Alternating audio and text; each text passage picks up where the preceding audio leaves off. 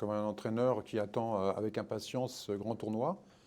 Ne pas oublier que moi j'ai pratiqué 2 fois cette Coupe du Monde, donc c'est sûr que ce sont toujours pour moi des événements très importants. Bon, il est évident qu'aujourd'hui cette équipe est équilibrée entre les défenseurs, les milieux, les attaquants, entre les jeunes et les moins jeunes, entre les professionnels qui jouent à l'étranger et les joueurs qui jouent au Japon.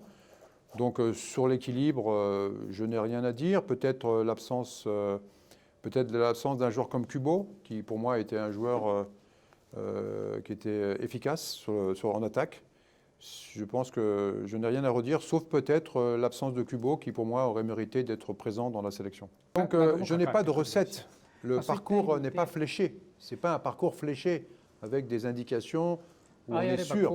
Donc c'est juste de dire qu'il faudra être à 100% et qu'il faudra être efficace. Mais même si j'avais une recette à donner, j'en ai pas. Si les joueurs ne sont pas en confiance, si les joueurs ne sont pas à 100%, et si les joueurs ne marquent pas de but, il est évident que même si j'ai la meilleure recette, ça ne marchera pas. Donc voilà. Donc il faut pas avoir de... Et donc voilà, je crois que le Japon a autant de chances de se qualifier dans cette groupe. Ils ont 50% de chances de se qualifier.